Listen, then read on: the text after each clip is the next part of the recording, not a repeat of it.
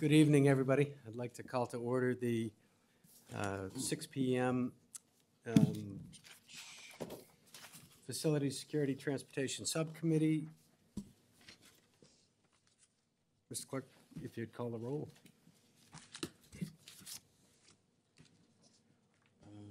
Mrs. Lipo? I'm sorry. Present. Yep, Mrs. Lipo. I'm sorry. Mr. Gattro is the chair. Present. Mrs. Hubley Present. and Mr. Santoro. Present. We do have a quorum. Obviously, the whole committee is here as well. We have Mr. Hines before us today. We have 4 items on the agenda, and first is an update on the DeCristofaro Learning Center project update. Commissioner Hines. Thank you. And thank you, committee members. It's always good to come and tout our successes through the support of the City Council and the Mayor's Office and certainly the school committee. The first matter, as said on my order of business on the agenda, is the Dr. Rick DeCristofaro Learning Center. We now have the official name at his request. It's the Dr. Rick. I gave you a simple handout, just some renderings. The first 2 pages of renderings of the look of the finished building. You may recall that it was originally a factory and then a couple of other uses. It was kind of boring and dark and dull. So there's some bright colors added to it, along with the new windows and landscape and things to brighten it up.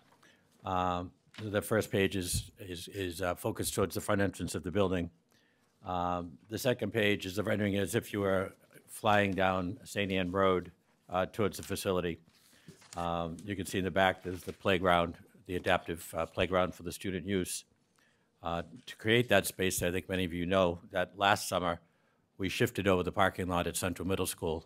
We put in a retaining wall, brought the parking closer to Central's building, and added parking spaces to increase the parking there. There'll also be electric vehicle charging station locations in that lot for the shared use of the 2 buildings. But the main purpose is, again, to bring forth the land that was enabled us to put in this adaptive playground. You can see it's divided into 2 sections, and that's appropriate equipment per age of the child. What this rendering doesn't show is the security measures. There's a guardrail and other barriers between the parking and that playground, and between St. Anne Road, kind of the back of house of the building, and the playground. There'll be fencing, guardrails, like granite boulders to act as like bollards for safety, so there's no chance of motor vehicles, whatever, jumping a curb or whatever and getting into those areas and injuring anybody, particularly the students. That second rendering also shows in the far right, the back of the building, there's like a traffic island that runs parallel to the sidewalk. Living in Squantum and driving past the Squantum School every morning, there's one van that stops and shuts down Huckins Avenue to let out a student. And of course, with the red flashing lights and the stop sign, you have to stop, but it shuts down traffic. With the traffic pattern behind this building with the 2 facilities, our own and next door, the Campus Kinderhouse, we're fearful of the gridlock we would cause by the drop-offs. So we did do this traffic island with fencing on it, and that allows the cars to pass by while there's drop-offs going on at the sidewalk along the curb. Similarly, in discussions with the superintendent's office and his team, we have a second pickup drop-off location for the vans. So that first area in the back, again, is for the transportation vans. The second one is to the far left in this photograph, parallel to St. Anne's Road.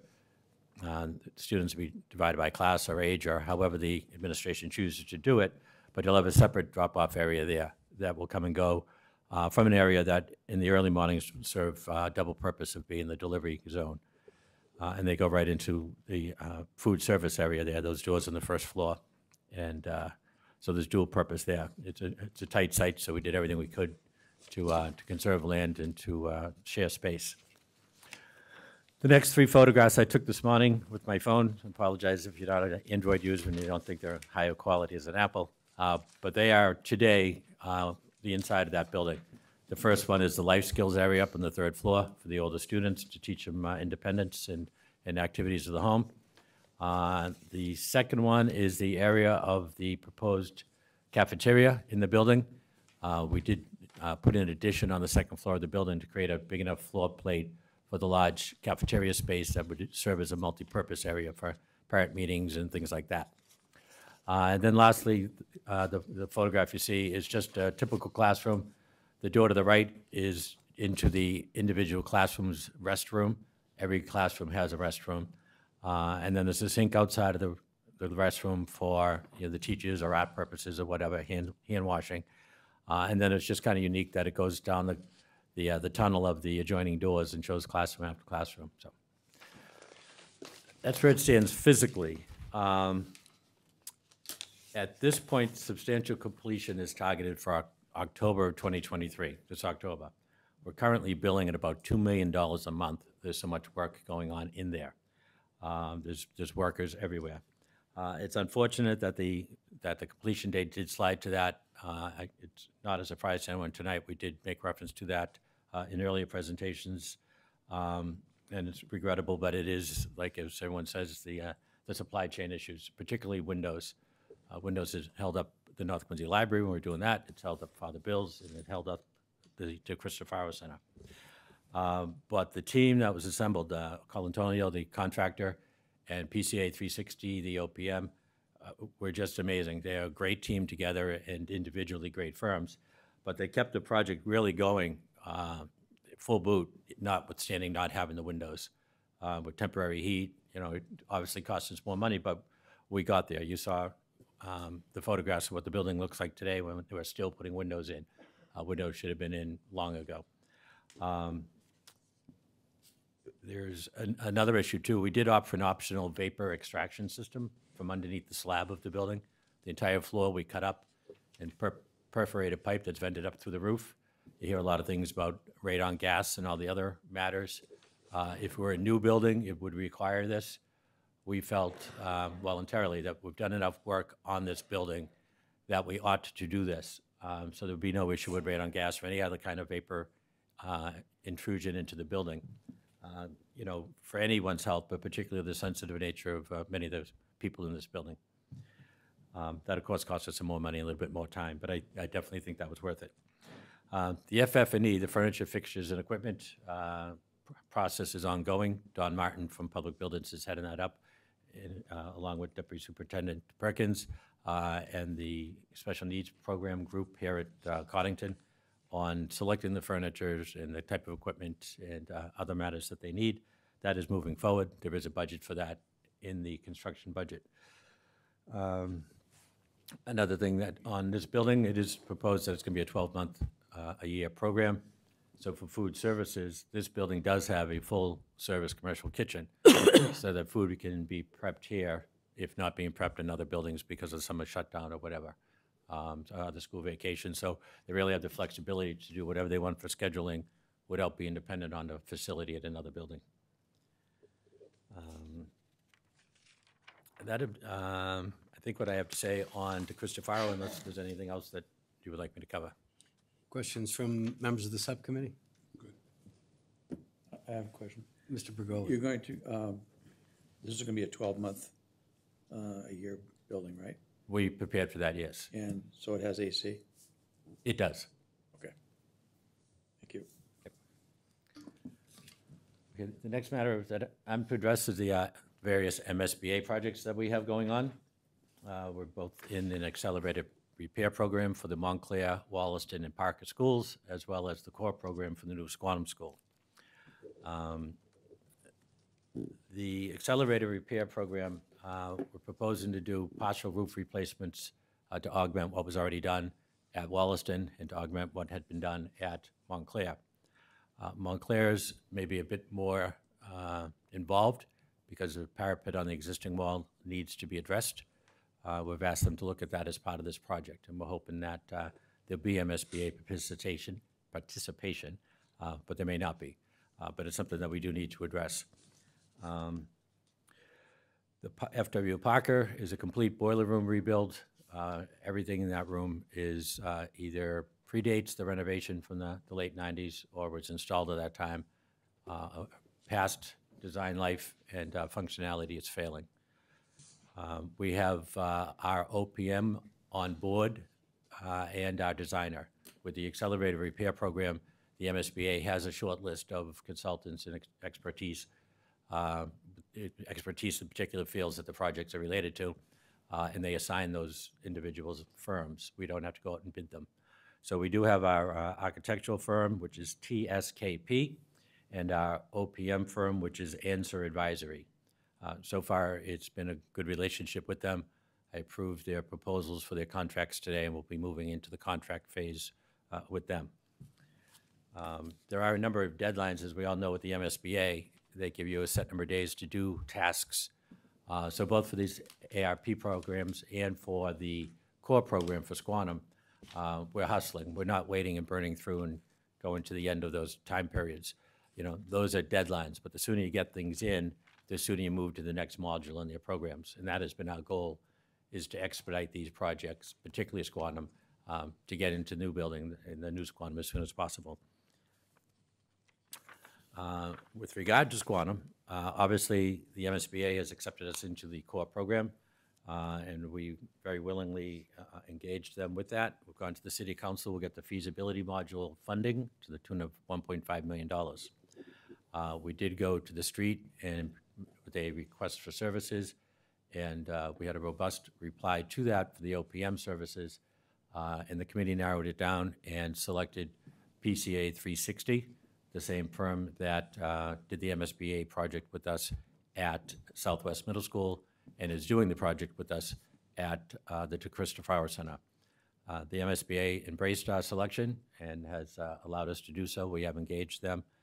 And PCA 360 is now helping us with the procurement of our design team, the architect and other engineers and consultants. The request for services for the design team has been on the street. It has closed. We've got 3 very strong respondents. We're happy with the 3 firms that have responded. The superintendent, the vice chair, Santoro, and myself will be on the MSBA Designer Selection Committee that is currently scheduled for April 11th, at which meeting it's anticipated the design team will be selected for the Squantum project. And then we go into negotiating with those firms and finalize the contracts. If we can't, we go to candidate number 2. But we've never had to do that. We've always had success in negotiating the scope of work and the fees for our consultants that we've engaged.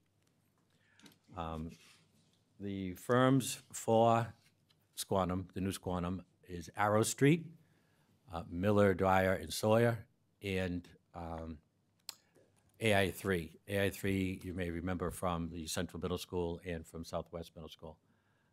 So they are a known entity to the city.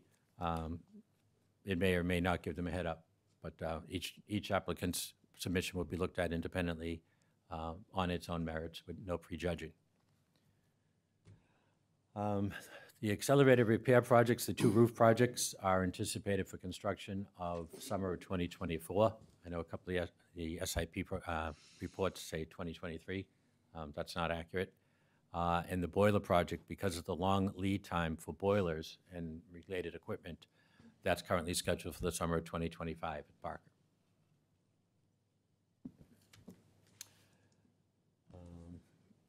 Anything more on that?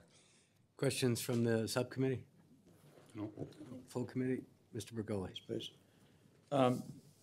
Correct me if I'm wrong, do we have some difficulty with the windows at Montclair earlier in the year? I'm sorry. Do we have some issues with the windows at Montclair? The city, without participation of MSBA, replaced the windows in time for Montclair's 100th at 2012. There have been some operational issues with springs and latches and those type things. The principal and the lead custodian put together a list, a punch list of those windows. Walter McDonald has been on it, and I believe there's 1 window left. All the others have been resolved. 1 window is left, and there's a part that was supposed to have been delivered last week, but Walter was on vacation, so I anticipated that it is here. So that last window will be addressed. Thank you very much. Yeah. We did actually, just to be completely clear, we did add windows as well. We did a full renovation of the basement of the original building and made it like legitimate classroom space, and not what it was. So we put inoperable windows in those spaces. And the second floor media center had a fixed window. It had no ventilation through a window, so we replaced that window and made it operable. Other questions? All right, moving on. School improvement plan project update. Is this from the 2022, 2023 school improvement plans, or is the update? I have the most Prior. recent, so. Okay, very good. Correct. I'm glad to say that most of them don't have significant requests on them. We've done very well in addressing those matters that they want. With the change of principals in several of the buildings, some former asks disappeared and new ones have appeared. But as I've reported to the committee before, I'm absolutely informed by these SIPs. I personally look at them, I personally prioritize them and fit them into our programming, both with regard to priorities, categorization, and funding requests. We're all mindful of the traditional asks. I know there's been talk about the 40-year-old carpets at North Quincy High School. If you look at their SIP for this year, we knocked off a ton of them. And we are not done. We will be knocking off more, but pending success in getting funding. There's other people with carpets that aren't as old who are very vocal about it. So that's one of the things I need to prioritize. I don't have enough funding to do everything in every building. I'm working on the older stuff. I'm working on the dangerous stuff. If there's something torn, if there's a tripping hazard, if there's loose asbestos tile, that all rises to my priority above perhaps a carpet that's stained and just needs to be cleaned. Everybody, each principal, and I'm not pointing people and I'm not faulting people, everybody looks at it very parochially. They look at their own building and their own wants and their own needs without looking at it globally. And I have to look at it globally. So I don't always get to everything as quickly as people might like, but I'm never refusing to do something. It just has to fall into place with the other overall projects. That being said, there's a lot of work, and I mean a lot of work in the schools that it's never asked for. I take very seriously the health and safety of the occupants. My asbestos consultant tells me I'm crazy because I've removed so much asbestos from the buildings. Clearly, we maintain anything that's damaged, we're right on it, and we repair as we're required to do by law. But if I go in and I have to replace a floor, and that floor's got asbestos in it, and I have to tent that room, I'm taking out every morsel of asbestos in that room. I'm not leaving the pipes. I'm not leaving the ceiling tiles. I'm doing that entire room because the cost is the mobilization and the tenting, not the materials. I'm very proud to say that Wollaston School, which is 110, 111 years old, is right now free, 100% free of all known asbestos. That building was loaded with asbestos. It is gone. Montclair School is well on the way to do that. Bernazani School is asbestos-free of all known asbestos. We even had to excavate to get under the building and abate under the building, and we did it, and that building is asbestos-free. They weren't on any SIPs, I guarantee it, but it's work we did. So we don't necessarily have the same priority as other people, but it's significant to be mindful of the health and safety of the occupants. Same thing with ADA compliance. If I build a bathroom on the 3rd floor of a building, I'm doing it ADA compliant, even if there's no elevator. Because someday, they're willing, there'll be an elevator, and then they can use that bathroom. Another one is the lead in the water. I know a number of years ago now, too long to really care to say, we did testing, voluntary testing through the direction of the mayor on every fixture where students had access. And there are a number of fixtures that exceeded the federal levels. We went in and we immediately addressed those. And we're setting a much, much lower level for our own acceptance because no lead is good lead. And we continue on that. Lincoln Hancock School, for instance, we had some fixtures that from day one tested 0 lead and others that exceeded the limit. So there was something wrong in that building. It wasn't the supply to the building. We ended up, with the help of Tommy Piccarao and Overtime and some others, we replaced the service to that building. We replaced the main service in the building. We replaced every water pipe to every sink in that building, every faucet in that building. We now have well below even our own set limits, and almost all of those fixtures read 0 detection from a building that had significant amount in the past. That was not on anyone's CIP, but it cost us a bloody fortune, but we did it because it's the right thing to do. So I've been through the most recent.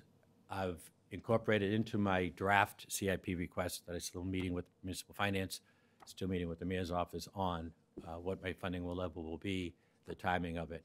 And then I need to, again, prioritize my draft list. I promise you, I'm mindful of the SIPs and the requests in there.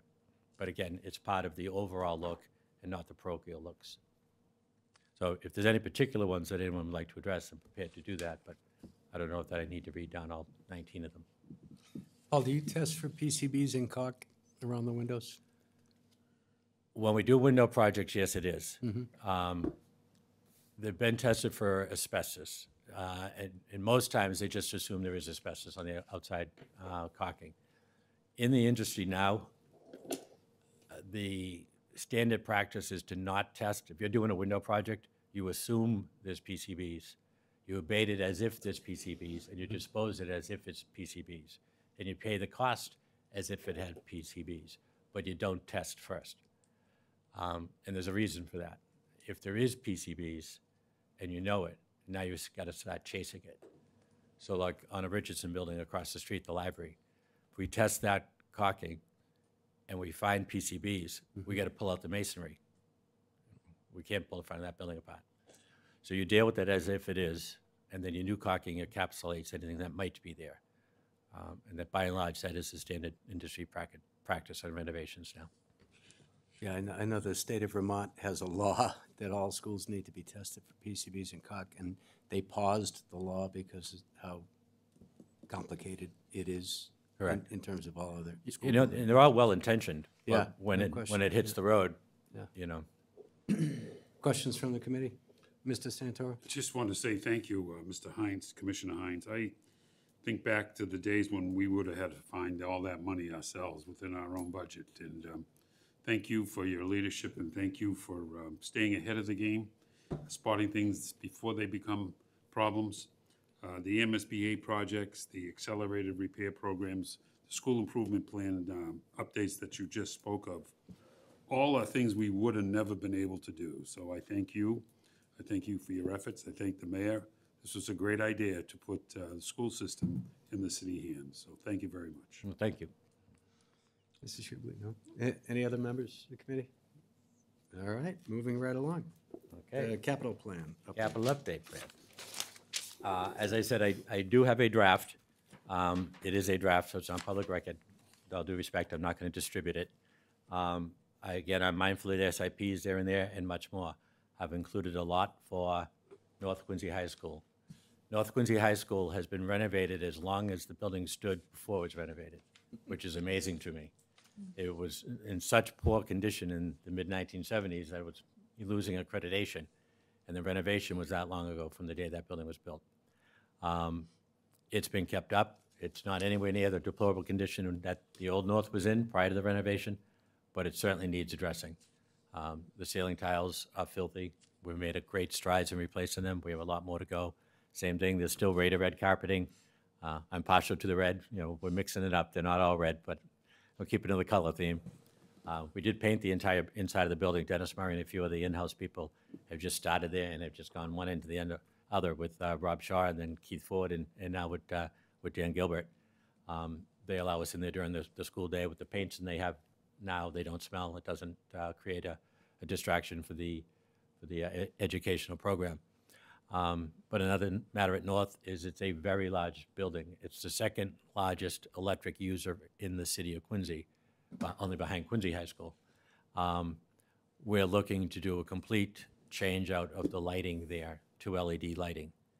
But at the same time, knowing the mayor, knowing myself, I'm probably worse than him. Aesthetics plays part of that. I'm not going in and putting strips of light down the middle of a room. We're looking to do it appropriately to keep the aesthetic, to keep the quality of light so it's not harsh on the papers and things like that. That's significant. That I've got money in the CIP for that. Quincy High School as well. You know, the original building opened in 2010. It's 13 years old. A lot of the light fixtures there are failing. The ballasts are failing. They can't keep the bulbs going because the ballasts are failing. There's lights out everywhere. It's a constant battle putting in bulbs, they're blowing.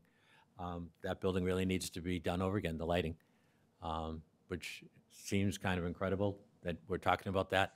But it's just the nature of the beast with the newer energy efficient devices and other things. It's the same building. We've replaced every single boiler. We've replaced all the domestic hot water.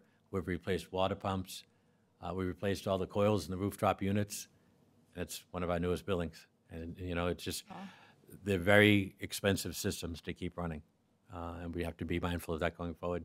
The more new buildings we add, the more costs we're adding. We save it on the energy, we save it on the greenhouse gas emissions, but we still pay.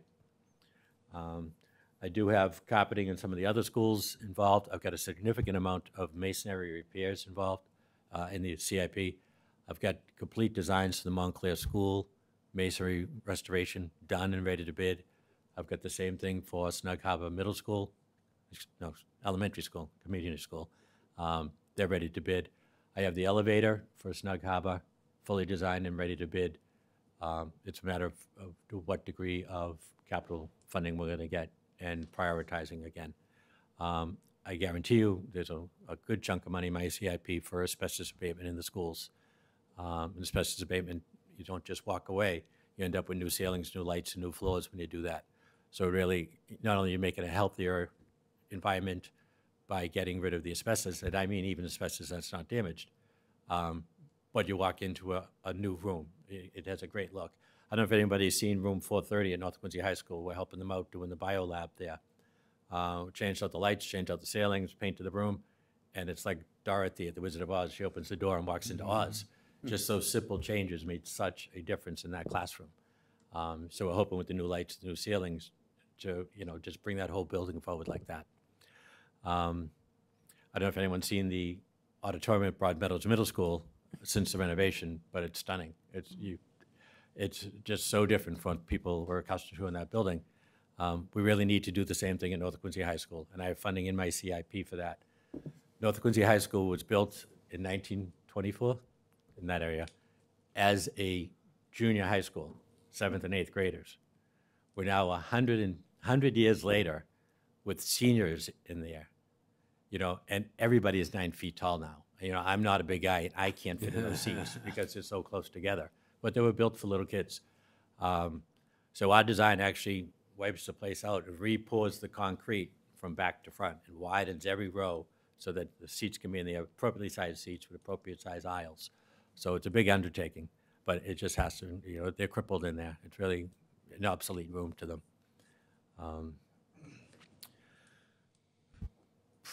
I don't know, what else? Yes? I know there was Mr. Bergoli. electrical fire in the auditorium. Can you speak to that? That's how it was styled, but with all due respect, it wasn't. In the auditorium, there's disconnect services, then there's fuse panels, then there's service branches, and they're all lined up next to each other, transformers and everything in the back room behind the stage. There's a 45-year-old fuse, a cartridge fuse that blew, and the cartridge fuse itself, when it blew, like disintegrated into powder, almost like a burnt match. And that gave off an amazing amount of smoke and stink. Not enough to set off the fire alarm. The fire alarm was manually pulled when it was smelled out of an abundance of caution. But we went through and within the hour pinpointed it to it, and it was just literally just that cartridge fuse. So thankfully. Right. Thank you.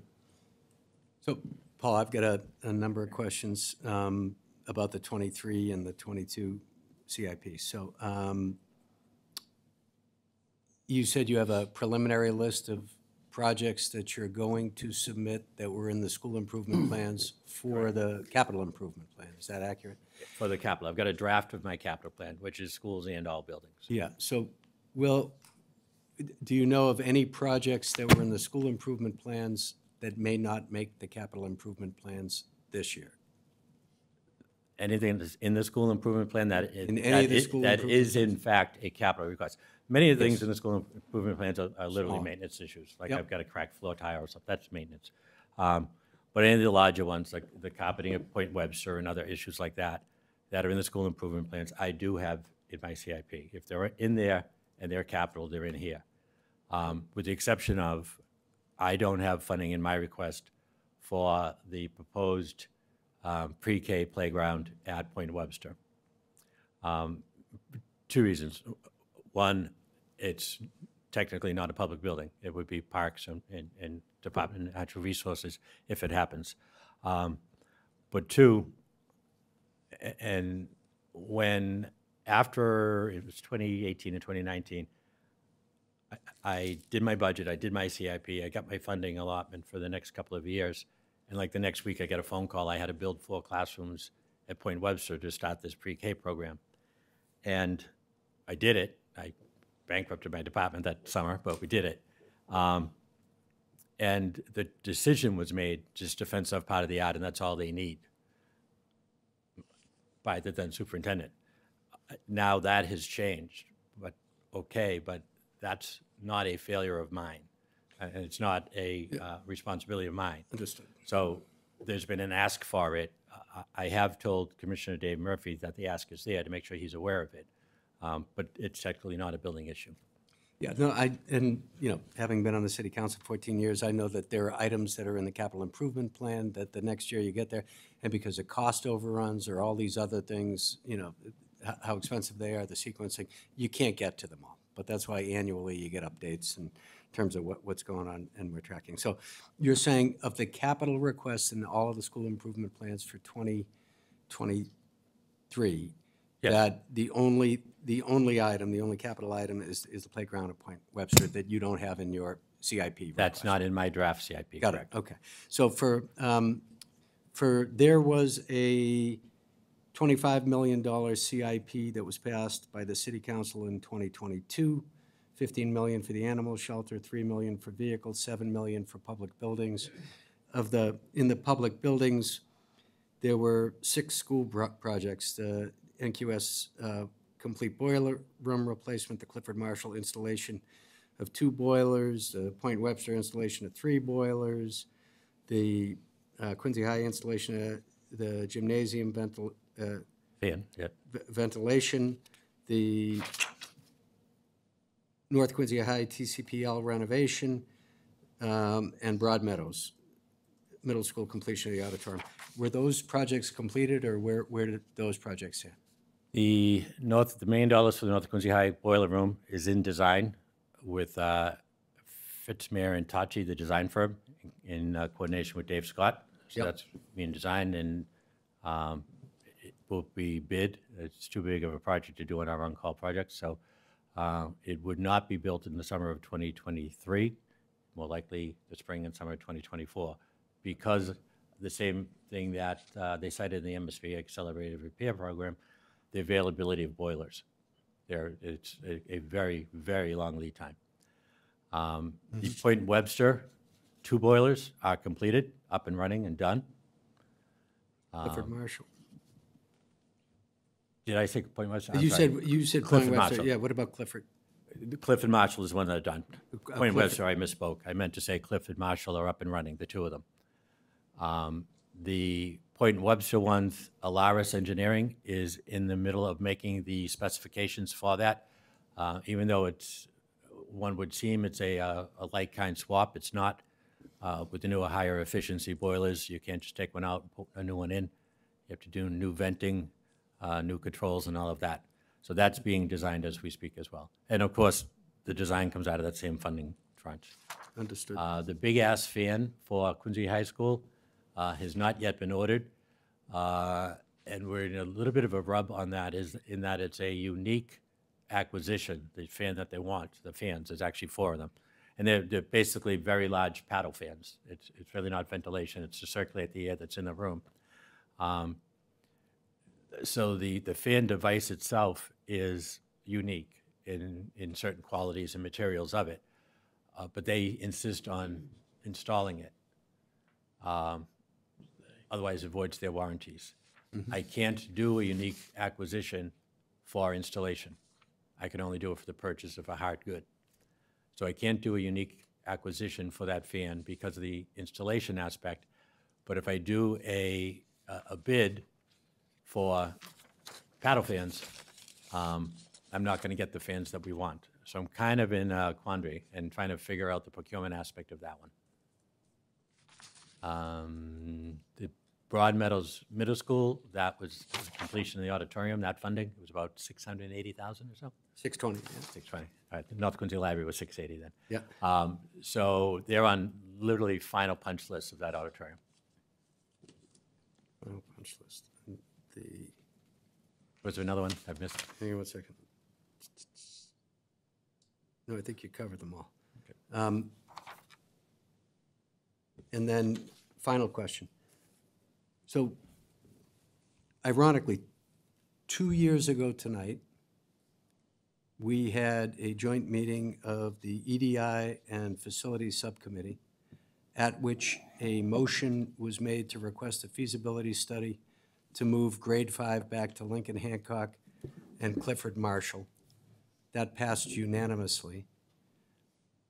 I understand that requires funding, but I did not see that in the 2022 CIP, and I'm looking for an update as to where that feasibility stands, Okay. feasibility study stands. I- And will that, if you need money, is that in your 2023 CIP? It isn't in my draft, yes. That's a conversation that's been going on between myself at the mayor's office and his staff at the mayor himself on advancing that and what options would be and how to move it forward.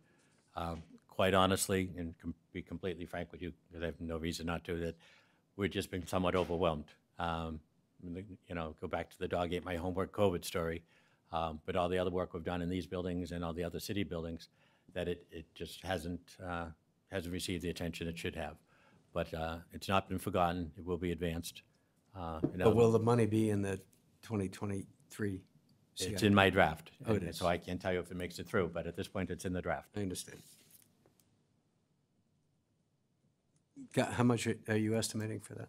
We got 50,000 we put in 50,000? as a placeholder. We really don't anticipate it to cost that, but it's a placeholder. Very good. Questions from the committee? Questions from the full committee? Any final comments for Mr. Hines? Yes, if I may. Please. I wasn't at the last meeting, but Laura Owens was kind enough to inform me that there was conversations with the food services and Sarah Dufour about changing the way lunches are prepared and served to the students, which program would require a full kitchen in each building.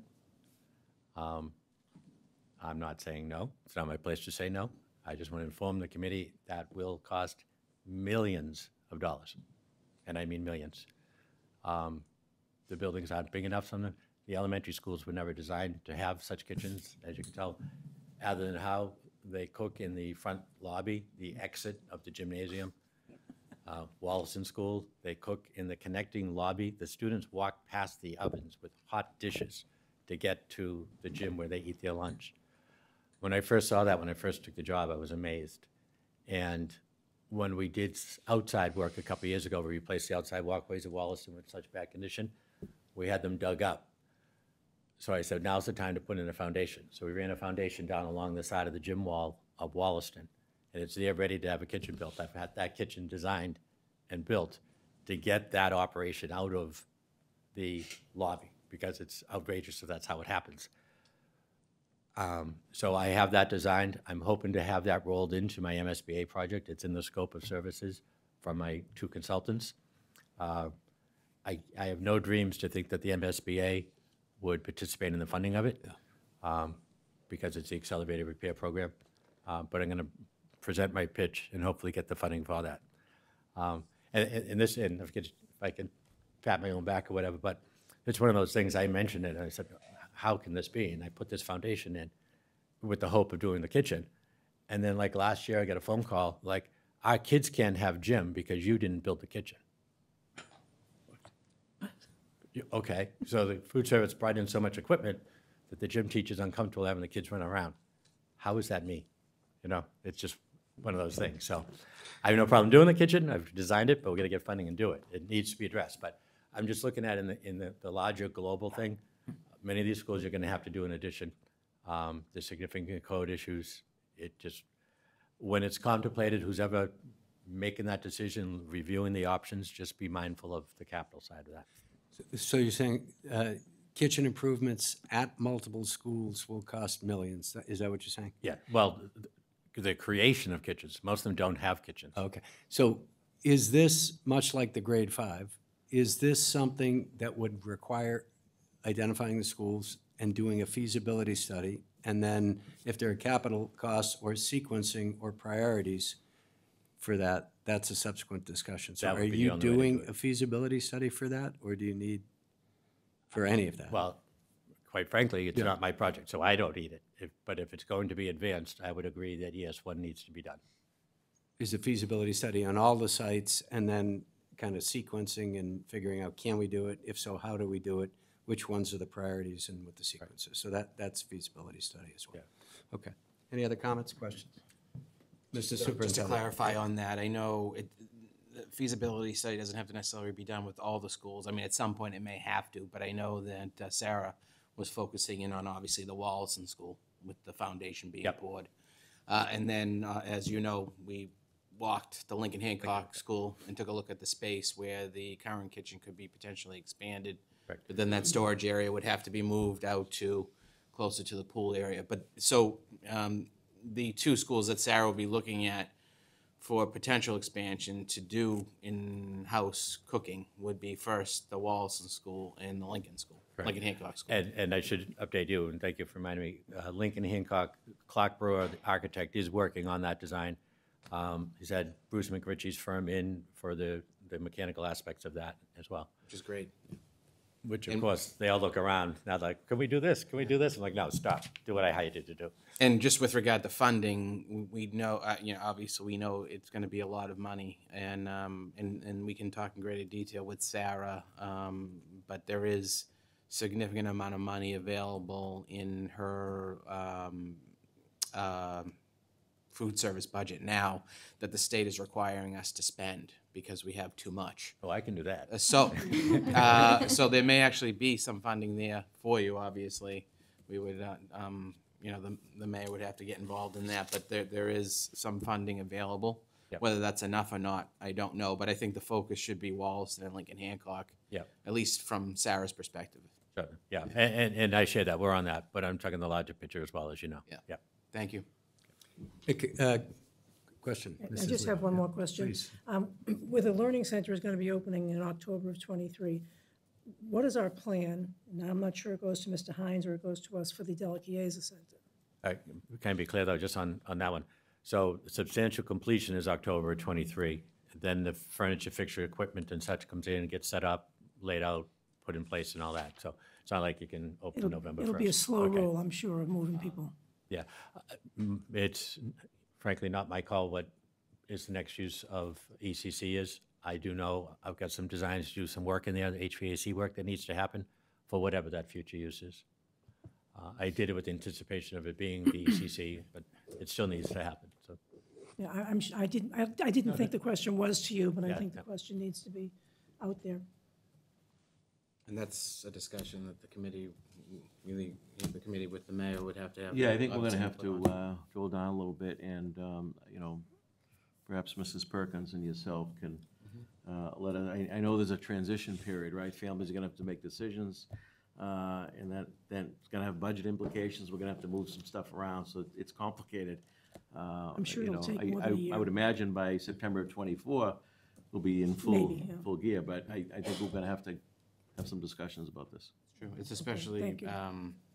impactful to our out-of-district students who we're going to try and bring back as well, Right. that timing. Right. So it would be more of a September date for those types of families, September of 2024. And then, of course, is the rollover of existing students and staff into the new building from programs we have within the district. So it'll be probably stages as we go, with the hope of being up and running 100%, hopefully in September of '24. Just want to make sure that's on our agenda to think about that. Makes sense. And Commissioner Hines, when you finalize your CIP list for the schools, would you share that with Ms. Owen so that she can distribute it to the committee? Sure. Excellent. Any final comments, questions? Yes. Again, thank you, just thank you. Having been where Frank was before and what it used to be like to get anything done, this is so much better. Well, thank you. Appreciate And I all the will work. say, I spend a whole lot more time at my desk now because of the building projects and stuff, and my real love is being out, going through the schools, which I still do. I did Central Middle School today, and I'm doing the Southwest on Monday. So I still go through, and I literally do look at stuff myself. My phone is, I've got more pictures of broken things in schools in my phone than I have of my kids. So, you know, you can't fix them if you don't know that they're there. And they don't always put in work orders, to be honest with you. I can just add too, it's, we got incredible staff. Yeah. Really, we talked about that. We've got some real craftsmen, real good tradesmen that do great work, so we should also acknowledge their work. Oh, absolutely.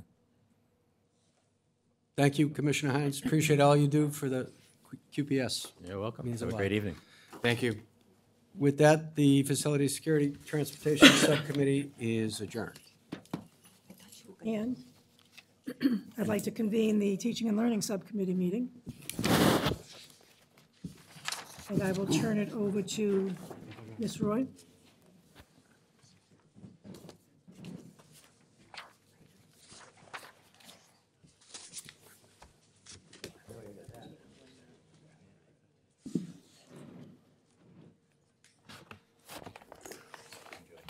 Get them warmed up for you.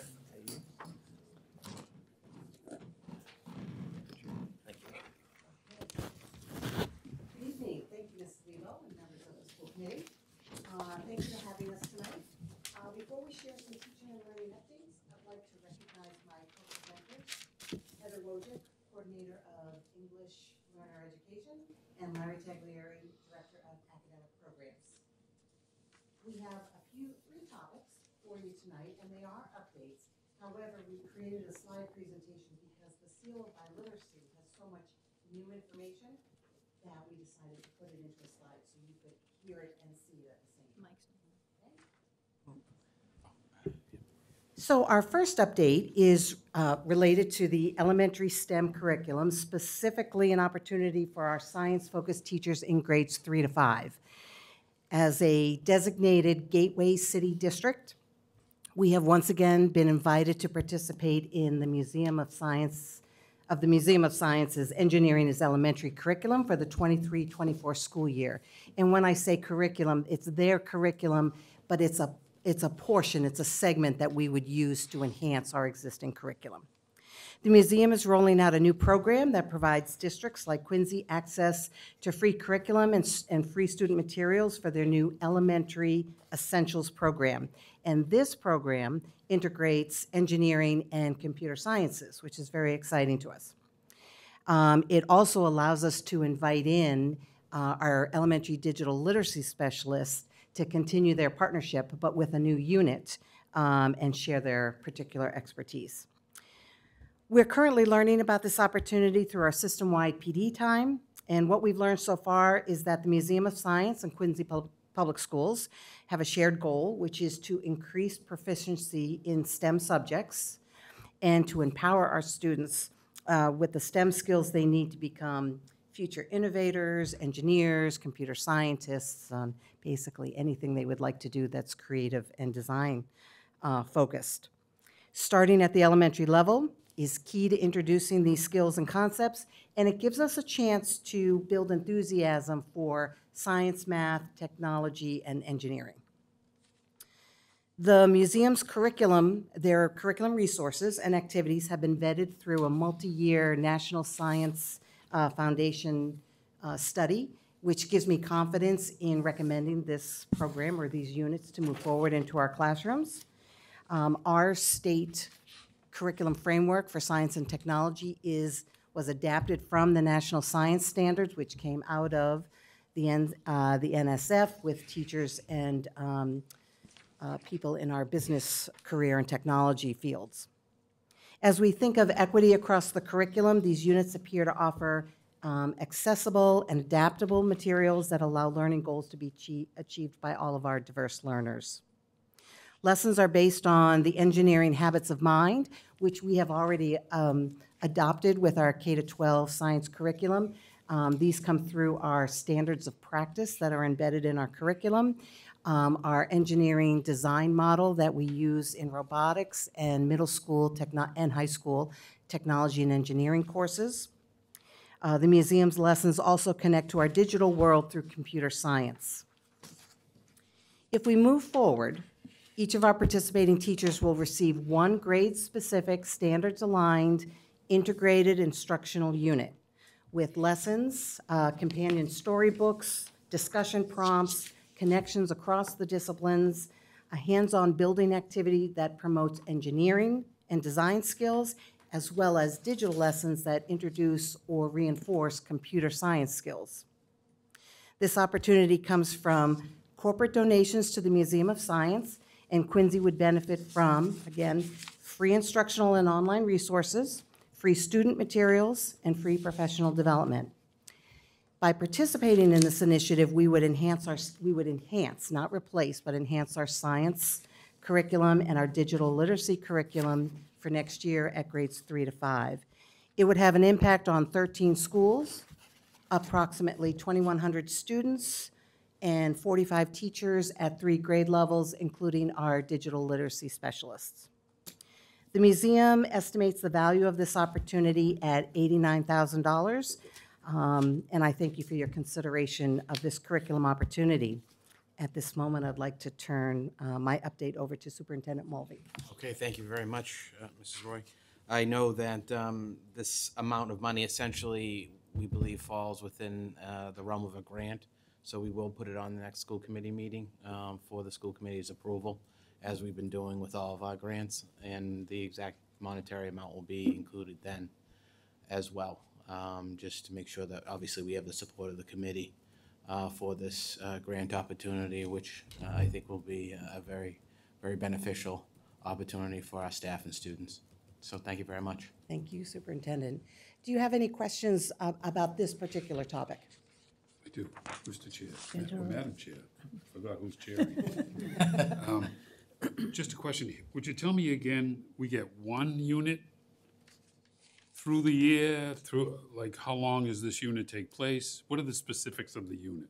Sure. So they have designed this curriculum. So there is a specific unit, an engineering that is also connected to a computer science unit. Within both units, there are 8 to 10 lessons or 8 to 10 instructional hours that we're learning about this right now, that we would commit in order to get through the pre-lesson, you know, the guided discussion, the actual building, the assessment, the conclusions and wrap-ups, and then there would be the computer science component as well. So there's a specific unit for each grade level, and they're actually kind of cool. Grade 3 explores transportation engineering, and they put the context in terms of a boy designing a magnetically levitated vehicle to save a toy store. So again, we're looking for engaging and motivated concepts. And students will design a computer automated system to increase safety and efficiency in the home. In grade 4, students are going to learn about engineering while visiting the country of Botswana, and learn about energy efficient ways to cook food, to conserve energy, or actually to produce energy. They'll design, in the computer science unit, they'll design computer games to demonstrate the effects of energy choices and the practice of communicating using digital formats. And in 5th grade, the focus is on environmental engineering, which can clean an oil spill, and students will engineer and then design ways to clean a model oil spill. And they will, on the computer science part, they'll analyze digital images to monitor the spill and to monitor the cleanup efforts as well. So, so that's what it is. It would be something in addition to the curriculum that we already, that we have in place. We've utilized these model units during the COVID time as well at a smaller scale. They have them available for lower grades, they have them available for middle school, but this was the partnership that they invited us to. Thank you. Anyone else? I would just say, and when would the instructors and the teachers do their professional development for this? When would they? Yeah. So I'm taking advantage of this, of professional development. So we recently just had a consultant from the Museum of Science and sort of unpacked the concepts behind the units. And then we're going to meet again in May, and we're going to actually get into our grade-specific lessons. And this is going to be for next year? It is, Okay. yes, if we agree to it, it would be for next year. Thank you. Mrs. Hubley? Thanks. I just wanted to clarify. So it's all students' grades 3 through Yes. 5? Oh, thank you. So I've seen their curriculum at the middle school level, and it's phenomenal, so, and they have been around a while Yes, and they have. constantly updating it. So I'm very, very comfortable with this particular curriculum piece, so congratulations on getting into the program. Great, thank you. Thank you. All right, next I'd like to turn things over to Heather Wojcik.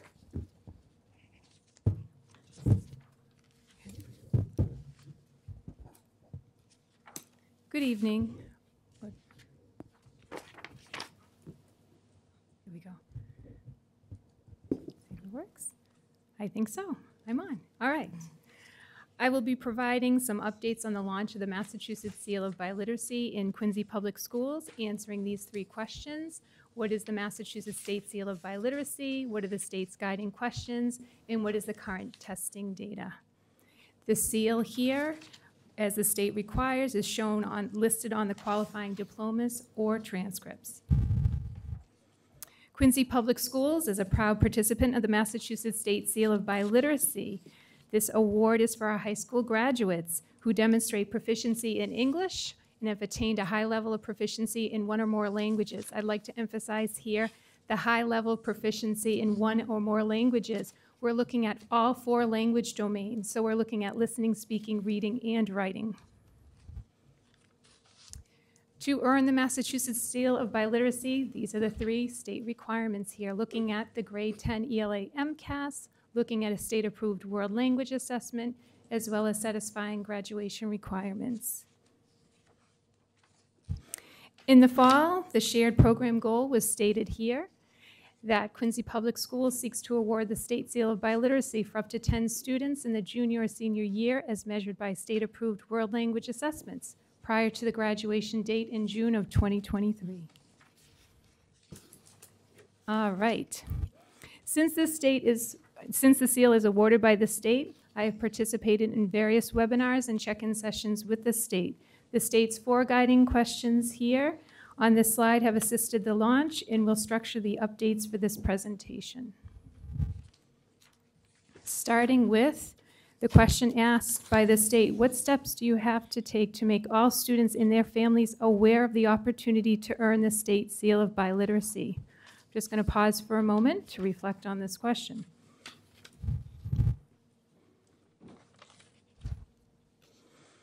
All families of pre-K to 12 students received information about the seal per state regulations. This information needs to be shared annually.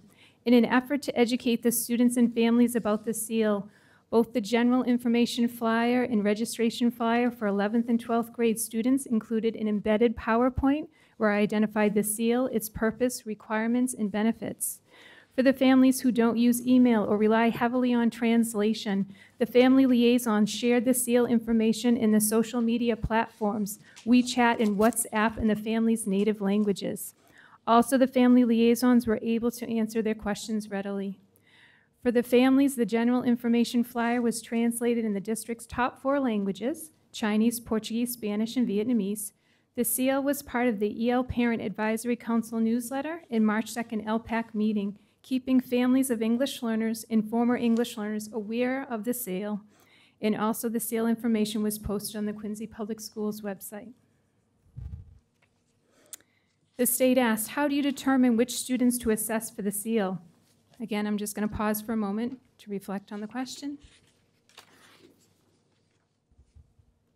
Here's the response. The registration flyer had the same embedded PowerPoint as the general information flyer, informing all students in grades 11 and 12 about the seal. Most importantly, this targeted group had access to the specific link to self-register. The students in grades 11 and 12 self-identified or were recommended by our world language teachers or EL teachers to register. Question 3 asked by the state, which staff members are involved in facilitating the world language assessment?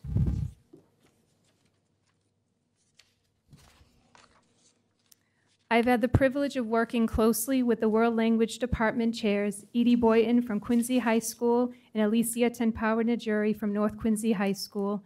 To date, we have addressed the awareness, enrollment, and assessment preparation together, and I greatly appreciate their time, enthusiasm, and support.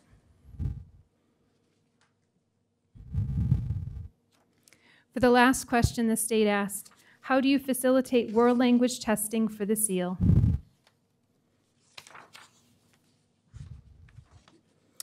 As the district point person, I review the student registrations for the MCAS requirement. There are 2 11th graders who need to take the MCAS test and achieve a score of 472 or higher, but they will participate in the world language assessment at this time.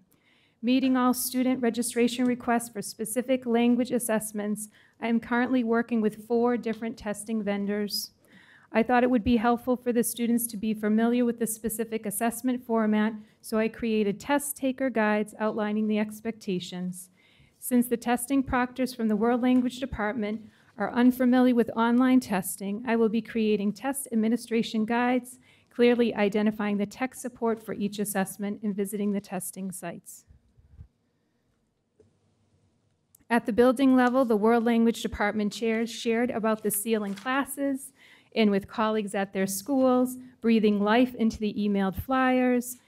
They were willing to be the only proctors until registration closed. The student registration number surprised us all, because again, we were thinking 10. In response to this student participation number, they identified additional testing proctors from the World Language Department, and in collaboration with their colleagues at their schools, they created testing schedules for the students. And after registering for this test, the students received an email with the test taker guide along with their specific test taking information from the date, the time, the location during the week of all April 10th, right before vacation. The students will take this online assessment for listening, speaking, and reading with a paper-based writing test during the school day. Test results will be received by May 1st. Let's pause for a moment and think about the following questions. On the next slide, I will share the current testing data, no peeking. In your mind, how many interested students registered to take the World Language Test for the launch of the Massachusetts State Seal of Biliteracy in Quincy Public Schools? Just think about it. I'll give you a hint. It's more than 10 students. Mm-hmm. In your mind, how many different languages are represented? And which languages? With registration now closed, here is the current testing data. Combined from both high schools, we have 82 students in grades 11 and 12 who will be testing. There are 33 seniors registered for a world language test. And also the state supports students who wish to test in more than one whole world language, and I'm delighted to share that there are 3 students who will be testing in 2 world languages. All students who registered for a world language test will receive a test at no personal cost. As a result, Quincy Public Schools has state-approved tests for 16 different languages. Yes, talking with the state on a daily basis has been fun. Now I would like to explain the 3 languages in bold font. French, Mandarin, and Spanish are languages taught at both high schools. There are students who are studying French, Mandarin, or Spanish at our high schools that registered to take these 3 specific language tests. But also, there are students who registered for the French, Mandarin, or Spanish test because it is their native language. Notice the other languages. There are 13 languages not taught at our high schools. Instead, these students have registered to showcase their language abilities and celebrate their cultural heritage. It's unbelievable. Mm-hmm. Beyond high school, earning the seal of biliteracy signifies to colleges, universities, employers that an individual has strong language skills. In today's global economy, these skills are highly valued and can lead to increased job opportunities. And the seal of biliteracy can also provide a competitive advantage when applying for college or employment. It is a wonderful opportunity for these students to showcase their language abilities and/or celebrate their cultural heritage. After May 1st, I look forward to sharing the names of the recipients of the Massachusetts State Seal of Biliteracy. So thank you for your support. Any questions? I have one. First of all, that blows me away. That was crazy. Is this the first year? And if it is? It is the first Okay. year. Sorry, Yeah. it is our first I was year. going to say, if not, what were the numbers last year? But that's just superb. Yeah, really impressive. Yeah. It is absolutely amazing. It really is amazing. And I think just acknowledging these kids have that language of their own is an enormous thing too, to give them credit for that, to allow them to take the test and get credit for something that they've been speaking and reading and listening to their whole lives. And it also will help people stay bilingual. Yeah. Whereas so many people come to this country and lose that ability. So this is just a wonderful, wonderful thing. It looks like a ton of work. So thank you.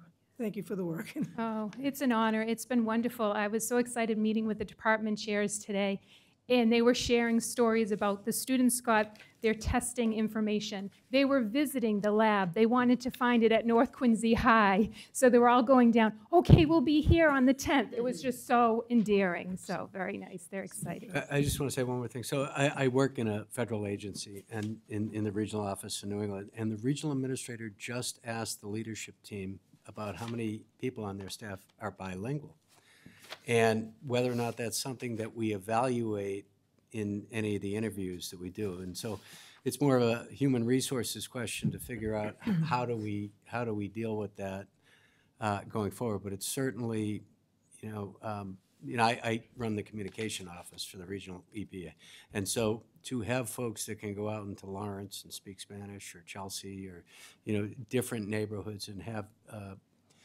that capability is extraordinary. So great stuff. Love it. Thank you. Okay, thank you very much, Heather. And now I would like to turn it over to my colleague, Larry Taglieri. Thank you, Heather. Good evening, Chair Ms. Lebo, members of the school committee, Superintendent Mulvey. I've been asked to share with you some information about the great partnership that we have with the Quincy Art Association and a couple of initiatives that we're doing this year.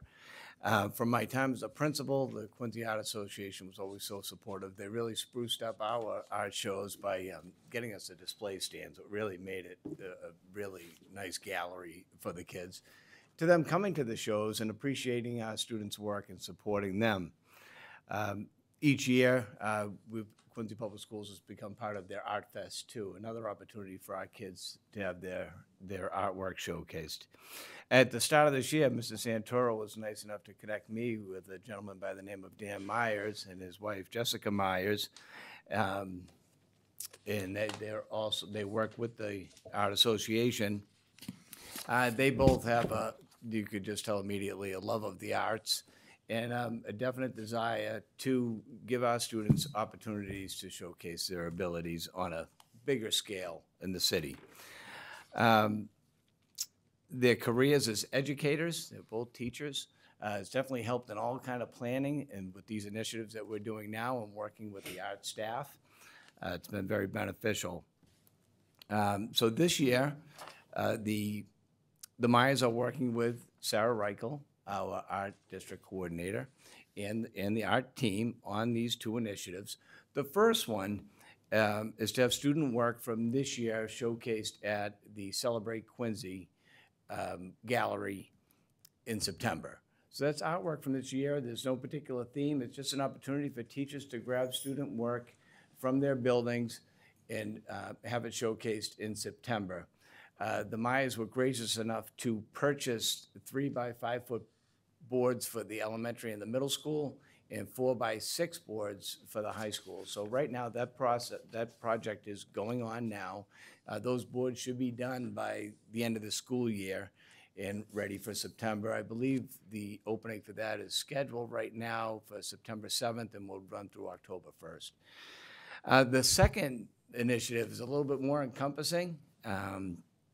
And is geared towards the upcoming Quincy 400 event in 2025. It's in this event that Quincy will be celebrating its 400th anniversary of its settlement.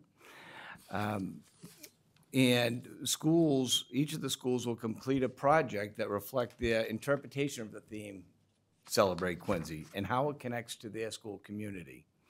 So planning for this began last year and has generated a lot of excitement for our art department and has really picked up steam this year.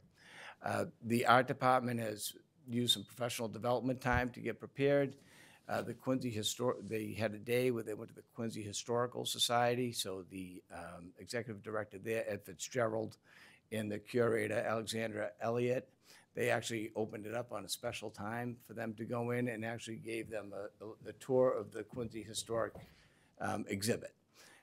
They're so knowledgeable, so accommodating, and really gave them some good points to consider for when they start their projects.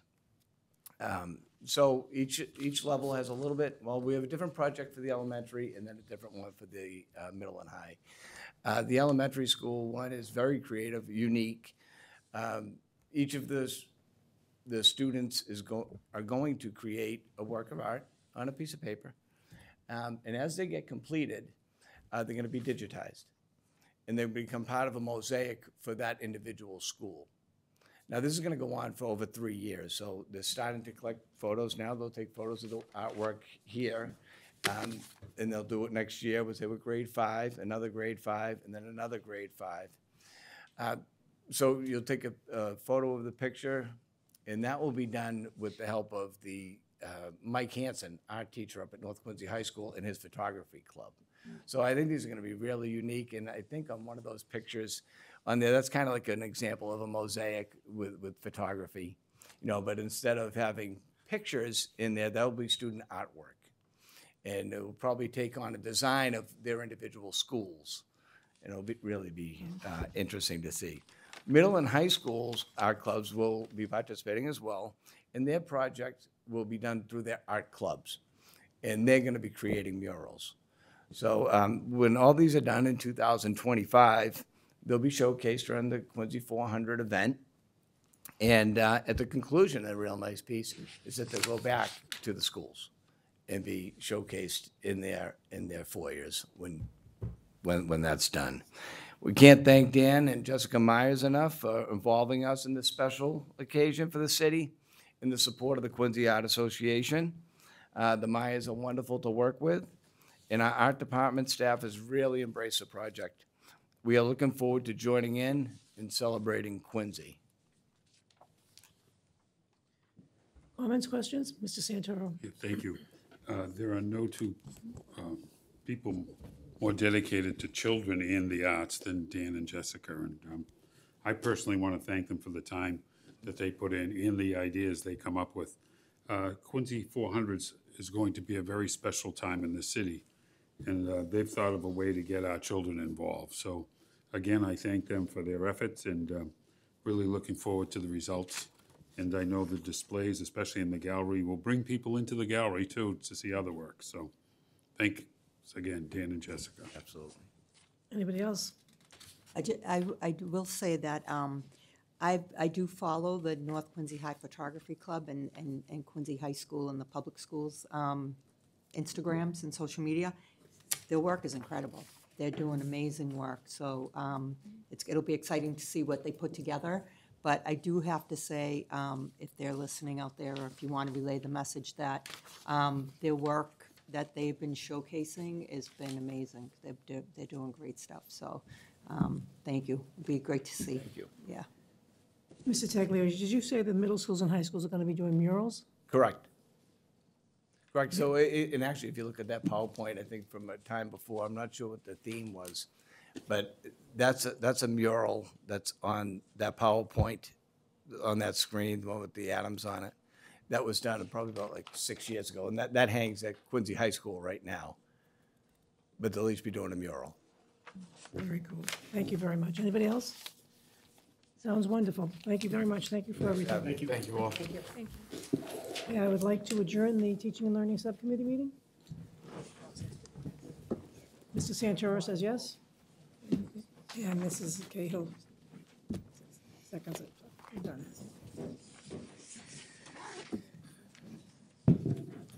Thanks. Oh, we have another meeting right now.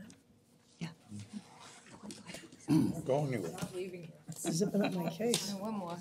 zipping up my case. Thank you. This is gonna be short, But he said, putting on the hopefully. school committee. Is, Laura, is Heather from Situate? Is she from Situate? I just need a calendar. Everything else I printed. I couldn't print the calendar. Thank you. You have that. Nope.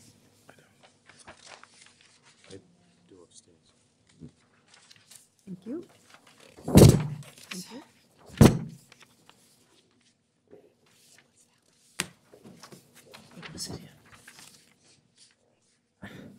You want to sit here? So, yeah, you're gonna need, well, even though.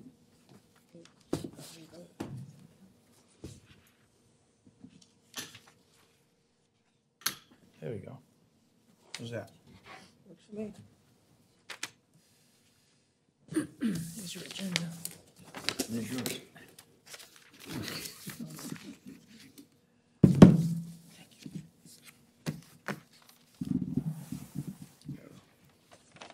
I can call the Policy Subcommittee meeting of March 29th to order. We have two items on the agenda this evening.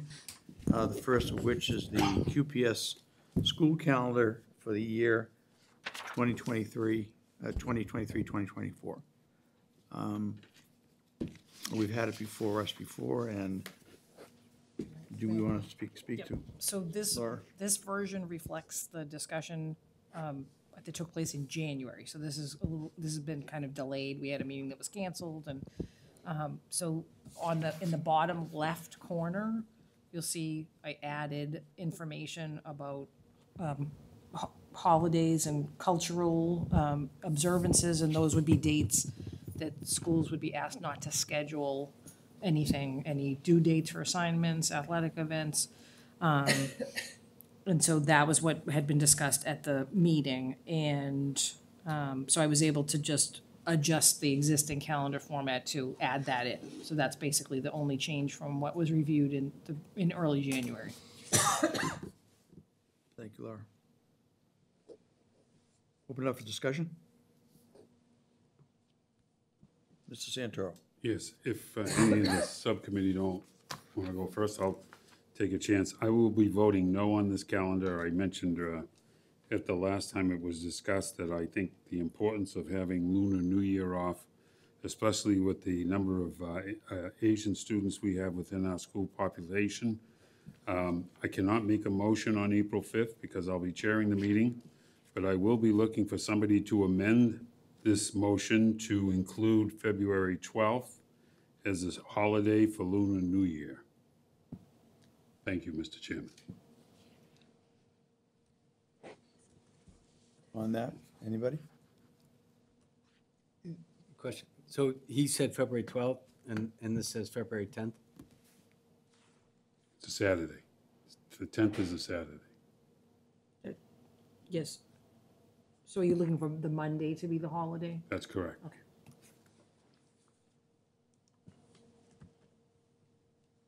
Any other discussion? Okay. So this is up, Kathy? Oh, I was just gonna say, I do like the addition of the bottom with the major religious and cultural holidays listed there, and I like that it is spelled out specifically that the dates are below, and they recognize the importance of the lives of the students and families, and that no long-term assignments. I love how it's written out. I think it's really, really good there. I like it a lot. And the only thing that's not included on there is Kwanzaa takes place during during the December vacation. So, but I'm wondering if we should just list it anyways, just to be inclusive. I would That was recommend. my only. Yes, I looked think we at, should looked at some include it. other towns, what they have, so I'll add that. Thank you. Okay. One other thing. Yeah. Ms. Burgoll, if I might. Leah. One of the things that the seniors will be disappointed in, it doesn't say right on here is the last day for seniors. Is there any way you can squeeze that on? It does, actually, May 30th. Yeah, it's just not on the Where do I see calendar, it? but it's. Where is Oh, I'm sorry. Yep, Okay, May I see it. 30th is last day. for Don't wanna high see school that. seniors. And Mrs. Hubley asked that I put, day 168, Yeah, that's fine. and then, yeah. I just didn't see it. So I was looking in June. Mr. Chairman, Mr. Guttrow. if there's no further discussion, I make a motion to approve with the two amendments that we just discussed. Motion by Mr. Amendments, Guttrow, wait, seconded by, I would like to have him say which two amendments he's referring Changing to. the 10th to the 12th and adding, is it Kwanzaa? Down here. What was the one that you said was during? The 10th actually is Lunar New Year, so that's the date. Mr. Santoro is asking for the 12th to become a holiday, a no school day. So those are two Oh, different. you're saying the 10th? The 10th is actually Lunar New Year. Okay, I thought he was saying the 12th No, was Lunar New no, Year. Okay. your suggestion is that Monday is the I'm holiday. suggesting that at Okay. the April 5th meeting, Yeah. I will be looking for I an understand- yeah, amendment I to understand this what you're saying. calendar. I thought you were saying that the 12th was Lunar New Year, but you No. were saying that it should be observed as such, is what you're saying. That's correct. But, okay, so then we'll keep then one modification. Okay, then I will second that, for that modification. What about Kwanzaa? That's the modification, is modification. adding Kwanzaa onto is the modification that Mr. Guttrow is Correct. recommending, and I will second that. So then I will, all those in favor? Aye. Aye.